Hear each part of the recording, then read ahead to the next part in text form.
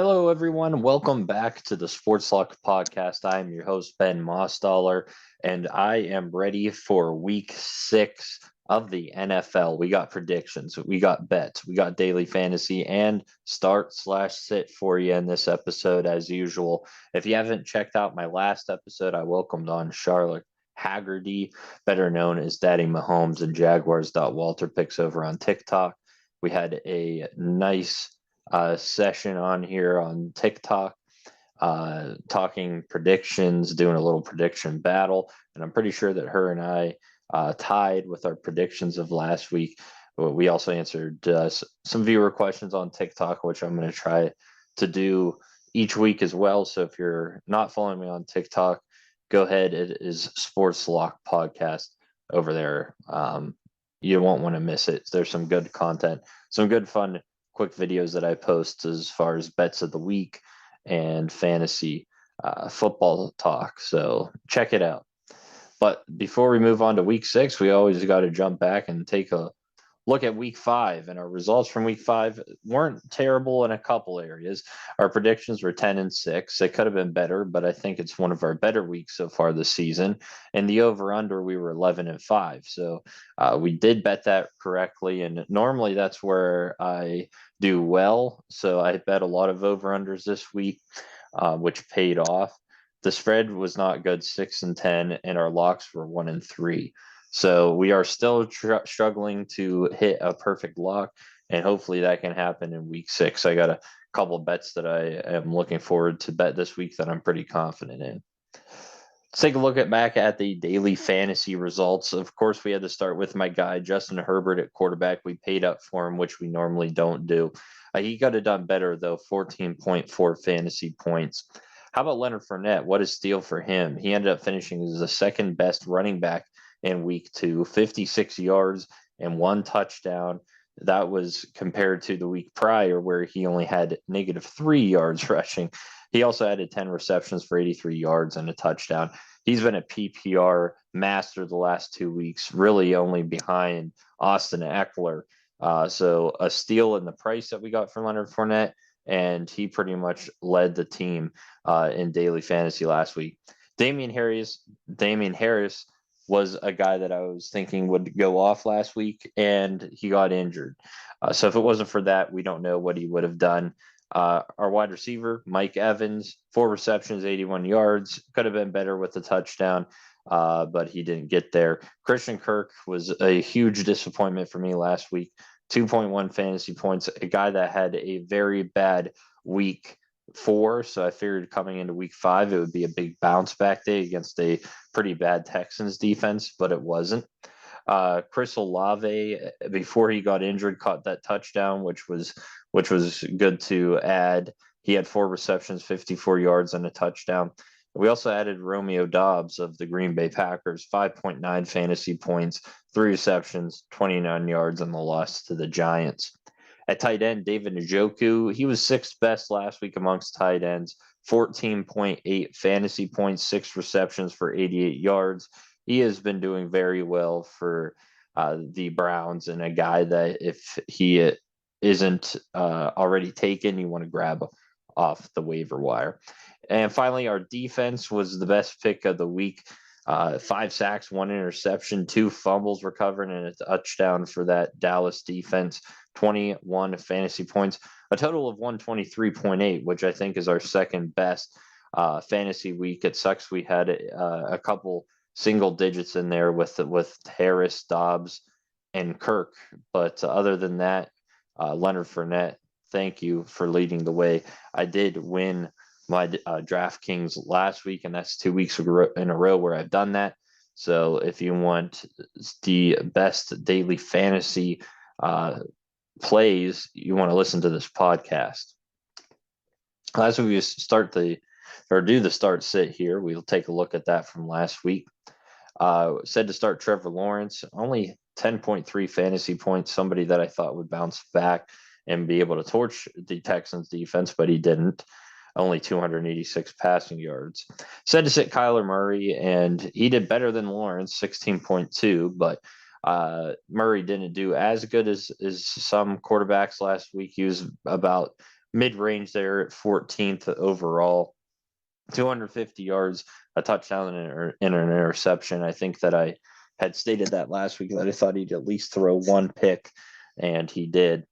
Unfortunately, again, we talk about Damian Harris, and the injury to him did not help us at all for starting him. Only 2.2 fantasy points, and probably the biggest bust as far as sitting him.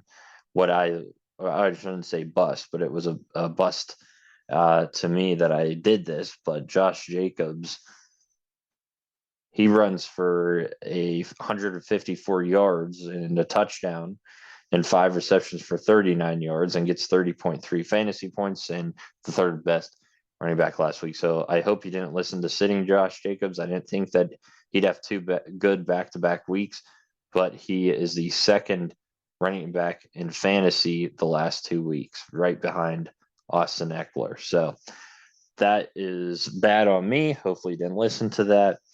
As well as starting Christian Kirk, only 2.1 fantasy points. Again, thought he'd have a big week. This is probably my worst start sit that I've done so far this year. Adam Thielen, 6.7 fantasy points was a good sit. So that's probably my best call of the week. In Adam Thielen, after coming off a pretty big week over in London, he caught 4 passes for 27 yards. And lastly, TJ Hawkinson, a terrible start after coming off a record performance the week prior, only 1.6 fantasy points. I thought, again, he'd have a bigger role in the offense like he did the week prior with Amon-Ra St. Brown out. But unfortunately, he did not. Lastly, we said to sit Kyle Pitts, and I hope you listened because he didn't even play. So I hope he wasn't in your lineup. So let's throw away week 5 and let's come back in a big way in week 6. We need it this week, and I'm pretty confident in some of these bets here, and I think I'm going to be leaning more towards some over unders playing this week. But we're locking in right off the bat the Chicago Bears at home -1 against the Washington Commanders. Look, the Commanders have been struggling as of late, and Chicago is as well, but Chicago's the home team here, and they showed a lot of promise last week. So I think that they come back in a big way at home now, with the Commanders kind of beat up coming into this game. Chicago has the fresher team. So I like Chicago -1 as my first lock of the week. And we're going to play over 38. I think 38 is really low. Both teams can put up points. And I think they'll just barely get over that number. So I'm playing the over. I'm also locking in this game as my second lock of the week, and that is San Francisco at Atlanta. I'm taking Atlanta +5.5. Atlanta has covered in every game this year so far. They get a home game after beating the Cleveland Browns last week at home, but they get a home game against the 49ers. And the Niners, they took care of the Panthers last week, but the Panthers are the worst team in football. I think Atlanta gives them a test at home. I don't know if they necessarily win, but I'm going Atlanta to cover that 5.5. And I am going to go over 43.5 points because I think that both teams will put up points. It'll be somewhere in the 20s there to get you that slight over. But I guess I will take Atlanta at home. I think they do upset the 49ers. I'm not 100% sold on the Niners yet. And Atlanta has been surprising me a lot this year. They have nothing to lose. So I would safely bet the +5.5 at home, but I'll take Atlanta to win as well. Next, we have the New England Patriots +3 at the Cleveland Browns. I'm going to take the Browns to cover that 3 at home. I know this is going to be a very close game. The Patriots just blanking the Lions last week, but Cleveland giving a run for their money against the Chargers at home. So I think they bounce back in a big way. I think it's going to be a lower scoring game. The Patriots defense really showed out last week against the number 1 offense. And Cleveland can be shaky at times. So I like the under of 42.5 in this one. I wouldn't safely play Cleveland -3, but if you have to bet the spread here, that's the way I would go.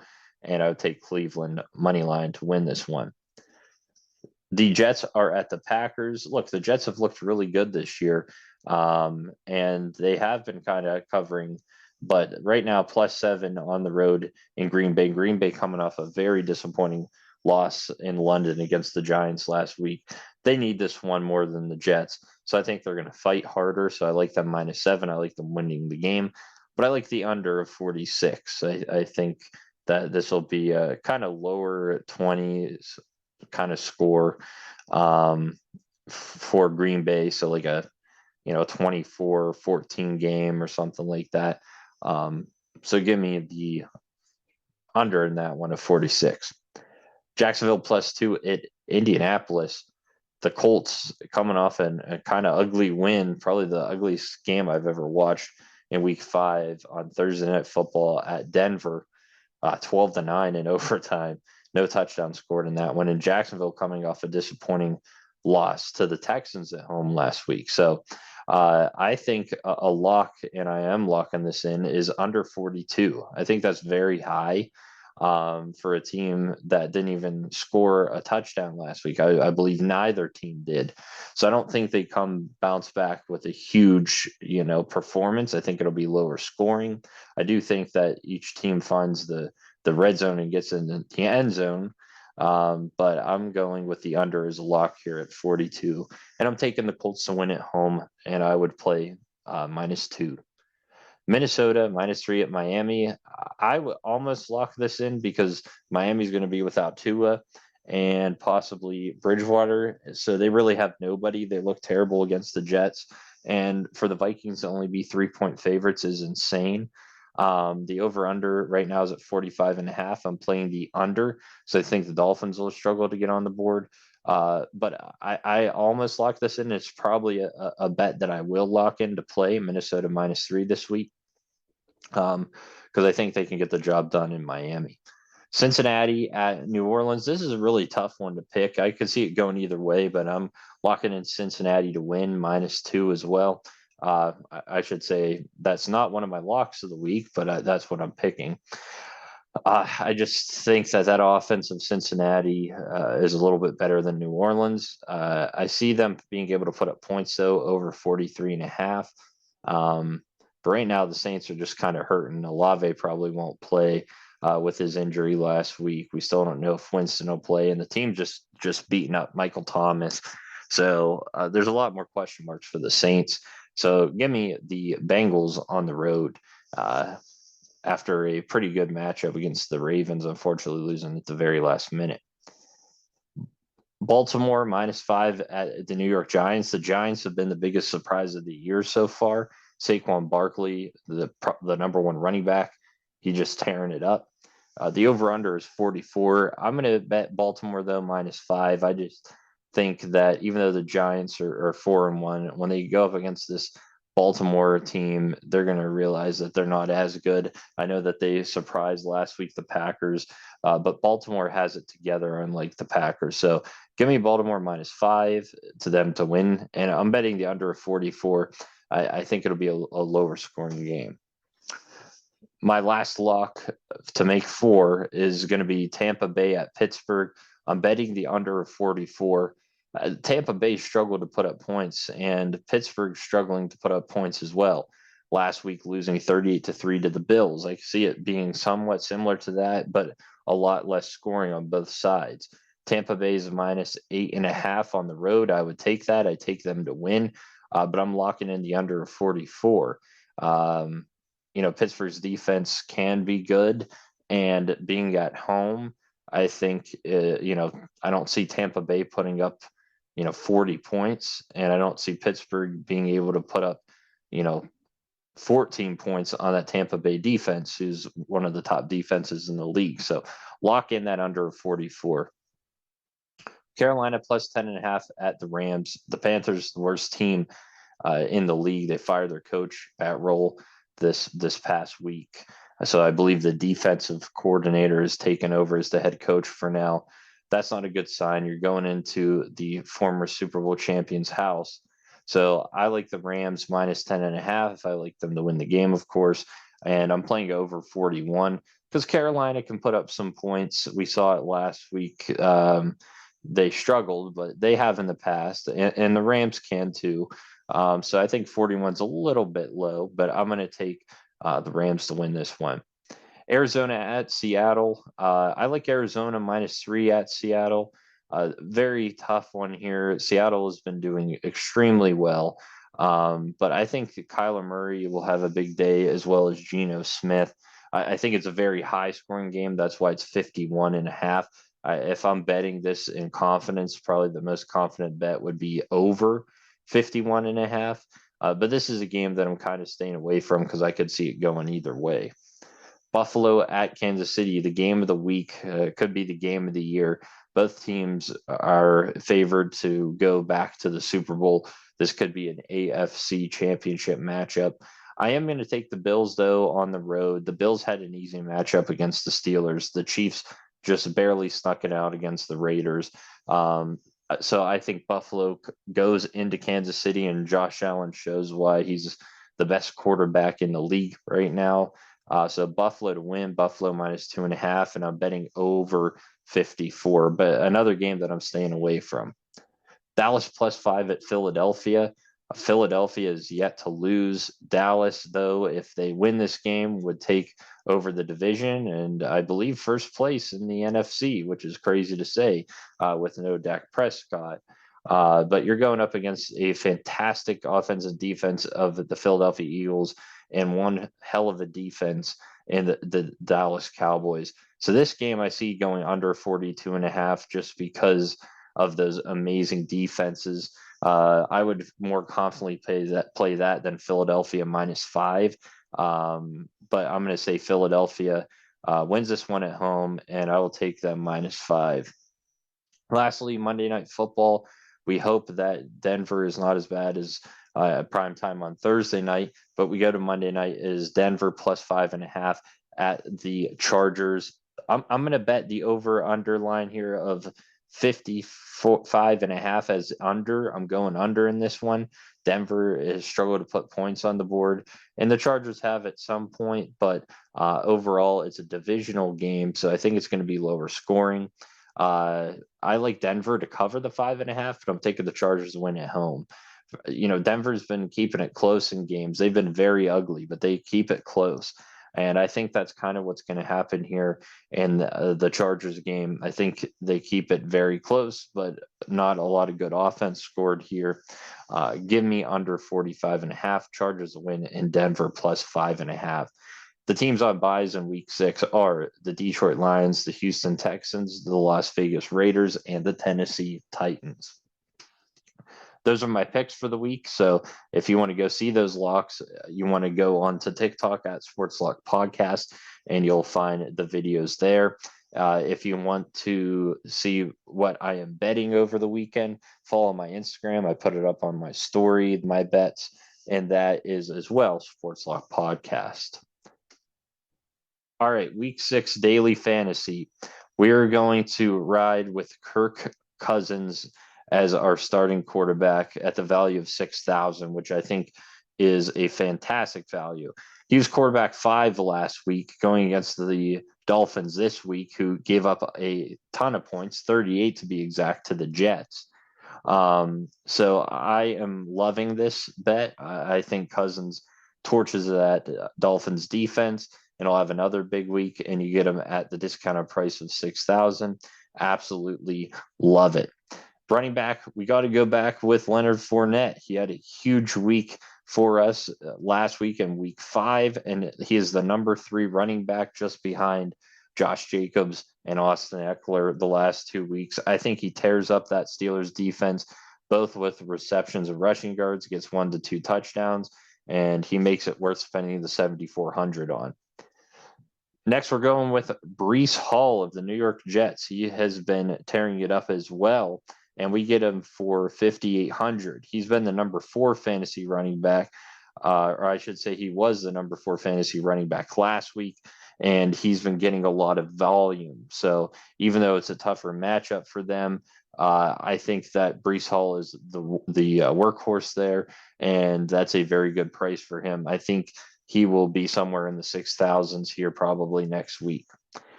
At our flex, we're going with Kenneth Walker the third of the Seattle Seahawks, only 5,400, and he takes over the backfield with Rashad Penny being hurt. He's a guy that I made sure that I drafted in my fantasy leagues because I knew that Penny would get hurt at some point, and Kenneth Walker was a stud at Michigan State. Last week, he had a huge breakout run for a touchdown, put up great fantasy points. I think he had 8 carries for 88 yards. That is fantastic. And now he'll get probably anywhere from 15 to 20 carries this week. So I love the value of Ken Walker at my flex of 5,400. We're riding with that. Wide receivers, we're paying up, and this is probably the most we've paid in DraftKings daily fantasy, but we have the money because we're getting great value at our running back position, and we got great value at our quarterback. So we're going to pay up for Justin Jefferson. If Cousins is going to have a big week, Justin Jefferson will be the one to do it. He's been the number one fantasy wide receiver in the last 2 weeks, 22 receptions and 301 yards in those games, 30 plus fantasy points in those games as well. I will take him whenever I can get him, and I can fit him here. So we are drafting him. We're also going to draft Tyler Lockett, another good value of 5,600. Lockett, 2 touchdowns in the last 2 weeks, almost 200 receiving yards. I will take that all day. And we're also going to add Romeo Doubs because we're getting it for such a cheap price. And I think that he adds good value this week. Last week, not so well, but against the Jets defense, I think they're going to try to get him the ball. At tight end, we're going Hayden Hurst of the Cincinnati Bengals. He's been turning on the last 2 weeks, 9 receptions, 80 yards, and 2 touchdowns in those 2 games. Only 3,300 for him. That is insane, especially with T. Higgins possibly sitting out this week with the ankle injury. He skyrockets in value. I know Tyler Boyd does as well, but Hayden Hurst has been utilized a lot in that passing game the last 2 weeks. So I think that continues. And at 3,300, gimme. We then go to the defense, and we get great value again for the defense that did it for us last week against the Rams. Now they go into Philly in a divisional game, so I think it's going to be a closer matchup.